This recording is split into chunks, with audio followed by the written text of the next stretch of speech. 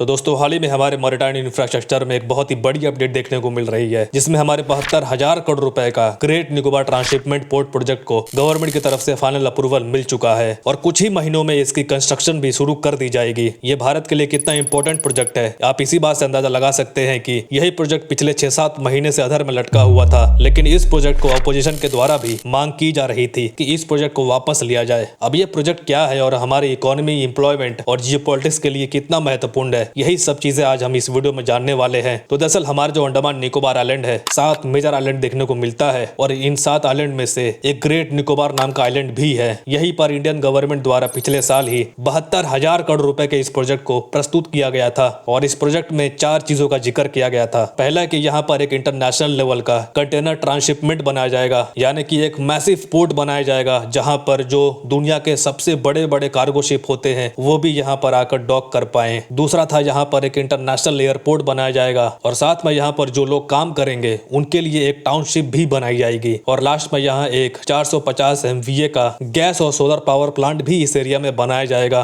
जिससे कि इस पूरे इलाके को बिजली प्रोवाइड कराई जा सके। लेकिन जैसे ही इस प्रोजेक्ट को अनाउंस किया गया था पिछले साल, तो इन्वायरमेंटल क्लियरेंस को लेकर इस प्रोजेक्ट को रोक दिया गया था, जिसमें यह कहा गया था कि 130 स्क्वायर किलोमीटर के एरिया में लगभग 10 लाख पेड़ यहाँ काटे जाने थे, इसीलिए इस प्रोजेक्ट को बंद कर दिया गया था। लेकिन बहुत सारी अटकलें सहने के बाद सडनली आज इस प्रोजेक्ट को गवर्नमेंट की तरफ से अप्रूवल मिल चुका है, क्योंकि यह प्रोजेक्ट किसी प्रोहिबिटेड एरिया में नहीं बल्कि परमिटेड एरिया में देखने को मिल रहा था, इसीलिए इसे अप्रूव कर दिया गया है। अब बात करते हैं इससे हमें बेनिफिट्स क्या क्या होंगे। तो सबसे पहले बहुत ही शॉकिंग है ये कि अभी तक इंडिया के पास कोई भी ऐसा बंदरगाह यानी पोर्ट मौजूद नहीं था जहां पर बड़े बड़े कार्गो शिप डॉक कर सके। क्योंकि हमारे पास एक बंदरगाह है जो केरला में स्थित है, जो अभी अभी बनकर तैयार हुआ है, लगभग इसके सभी काम खत्म हो चुके हैं, लेकिन इसके अलावा इंडिया के पास कोई भी और पोर्ट मौजूद नहीं है, जिसकी वजह से प्रॉब्लम ये होती थी कि बड़े बड़े जहाजों में जो भी सामान आते थे उसको या तो श्रीलंका के कोलंबो पोर्ट पर जाना पड़ता था या फिर मलेशिया और सिंगापुर के पोर्ट में जाना पड़ता था और यहाँ से इनसे छोटे छोटे जहाजों पर सामान लोड करके भारत लाया जाता था, जिसमें भारत का समय और पैसा दोनों बहुत ज्यादा खर्च होता था। लेकिन अब ये सभी प्रॉब्लम्स खत्म हो जाएंगी, क्योंकि ग्रेट निकोबार पोर्ट के पास इतना ज्यादा कैपेसिटी है कि ये 16 मिलियन कंटेनर को एक साल में हैंडल करने की क्षमता रखने वाला है। और भारत के इस कदम से चाइना के स्ट्रिंग ऑफ पेयर्स स्ट्रेटजी को भी एक बड़ा झटका लग सकता है, जिसमें चाइना ने इंडियन ओशियन में अपना इन्फ्लुएंस बढ़ाने के लिए काफी सारे पोर्ट्स डेवलप किए हैं। ये प्रोजेक्ट भारत को इंडो पैसिफिक रीजन में अपनी मिलिट्री और स्ट्रेटेजिक प्रेजेंस को और ज्यादा मजबूत करने का भी मौका देगा, जो कि चाइना की बढ़ती डोमिनेंस के लिए एक बड़ा चैलेंज होगा। तो दोस्तों इस great Nicobar transshipment port project से भारत को न सिर्फ इकोनॉमिक और स्ट्रेटेजिक बेनिफिट्स मिलेंगे, बल्कि ये प्रोजेक्ट चाइना के लिए भी एक बड़ा चिंता का विषय बन गया है और आगे चलकर ये देखना होगा कि भारत और चाइना के बीच में इस प्रोजेक्ट को लेकर किस तरह की जियोपॉलिटिक्स डेवलपमेंट देखने को मिलती है। तो आई होप आपको यह वीडियो इन्फॉर्मेटिव लगी हो, इसलिए जाने से पहले इस चैनल को सब्सक्राइब जरूर कर लीजिए और इस वीडियो को लाइक करके जितना हो सके अपने फ्रेंड्स में शेयर जरूर कीजिए।